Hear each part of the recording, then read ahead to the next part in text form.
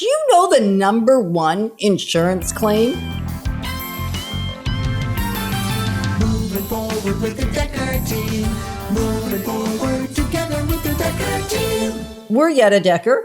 And I'm Ken Dekker. And we're so excited to welcome you back to another episode of the Inside Track, where we share techniques, thoughts, and tools that we all need, we all deserve, so that we can turn our house into a home where our families thrive and we live the best life possible. Okay, the answer, water. Water. Water is fantastic to drink, and we need to drink lots of it. And yet what we want to ensure is that our houses drink none of it. Number one insurance claim across the board. Right. In this part of the world.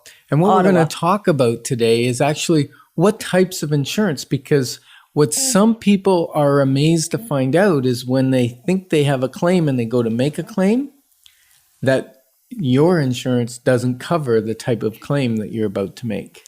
Which is a horrible thing. You don't want that happen to you, and we don't want it to happen to you. Now, we will share a personal story because we narrowly escaped, kind of by accident, our house taking a bath. Narrowly escaped? Yeah, because we didn't actually know for sure that our insurance would cover it when our house took a bath. Mm-hmm. And so in hindsight, what we want to make sure you know, because we found out, luckily, not the hard way, but kind of the hard way, is that you want to have a premium policy when it comes to water. Because water is actually the most likely thing that is going to cause you to have what could be a very significant, large insurance claim. Yeah, I was amazed actually at what the size of the claim was and the amount of time it took to get our house back to normal. And as a matter of fact, some of the things, we never did get them replaced in time. And the insurance said, no, you didn't replace those items quick enough. So no, you can't have that claim item anymore. Right. So we lost thousands and thousands of dollars just by not moving quickly enough. So that's an important thing to remember. And ours was a really simple thing.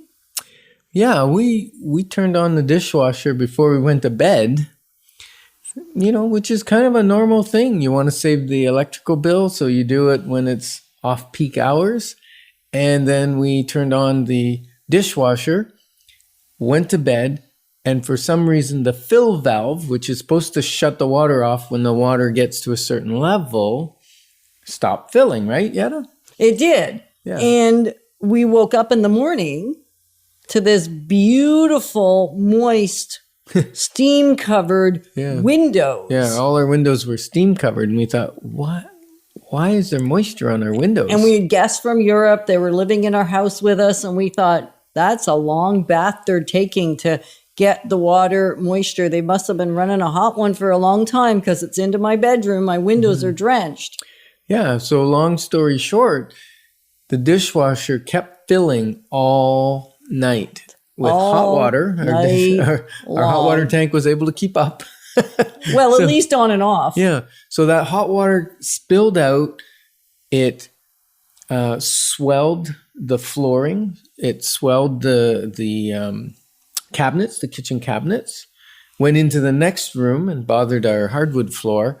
Then it percolated down through the ceiling, broke the ceiling in the basement, ruined the TV, the couches, the floor in the basement, which was a parquet flooring. It was just unbelievable. Right. And so that's just one little isolated thing. And I don't know how often a dishwasher valve gets stuck open. And yet there are so many other causes of water. Our houses are not meant to be exposed to water.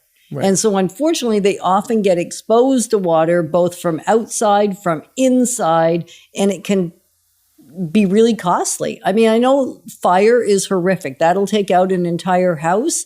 And our clients, and we've got quite a few that have lost a house to fire, and that's terrible. And a significant amount of the damage that's actually done in that house that's caught fire is actually the water. The water has further damaged the house because they use the water to put out the fire, which is a good thing because otherwise the house would have burnt to the ground. However, the water is so pervasive because although it was just in one small isolated area in our home in this case, it weeps or seeps, according to the flow of the house, and just drywall sucks it up. Any wood product sucks it up. Yeah.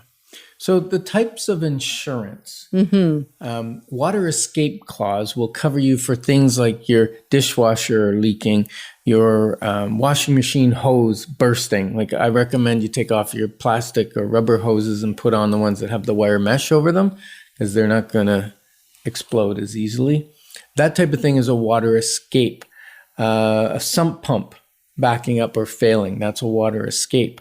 But then sewer backup is not water escape. You need a separate type of insurance for sewer backup. Like a rider, basically, in addition to your typical insurance. Unless you have a premium insurance package that includes all those things, it's good to ask your insurance broker what your insurance policy covers. If you don't like reading that 30-page document that you get.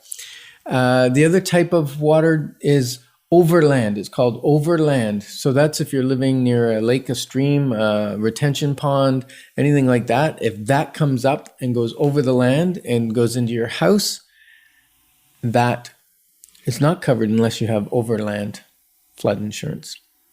And then the last type is it's like surface water. So you have a lot of snow on the ground. Suddenly we have a big thaw and a rain and it just overloads your house and some gets in. That can be considered surface water surface water penetration. Now be careful because if it's been a long time and maybe you have a crack in your foundation, you're getting a little bit, that's not covered by insurance. That's maintenance. Insurance covers a one-time catastrophic type of event. Even if you have a premium policy. Yeah. So you have to maintain your house. Your house has to be taken care of. So basically what you want to do this afternoon, you want to do this evening if you're listening in the afternoon, if you're watching one of the pre-recorded episodes or you're watching this after the fact or after it's been aired, you want to go into your folder. You want to go grab your insurance policy and see what it actually covers before you have a problem. If you don't have it, because I wouldn't know where to look for mine or find it either, pick up the phone, send an email to your insurance provider and say, tell me exactly what my policy covers and does not cover as it relates to water. Right. Water of any kind coming into my house or being in my house and filling my house. And after the commercial break, we are going to discuss the elements that you can do to maintain your property so that you don't have that slow leakage or that non-insurable event, right? Insurance is there for the unexpected, not for the expected. Right, for the catastrophic, for the surprises, the nasty surprises, not like a surprise birthday party. It's like the surprise nightmare.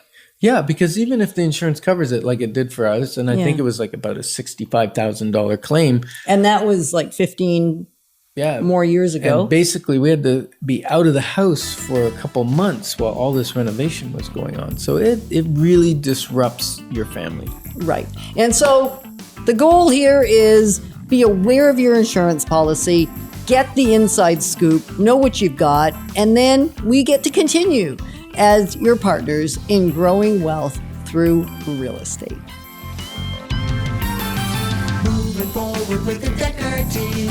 Moving forward together with the Decker team.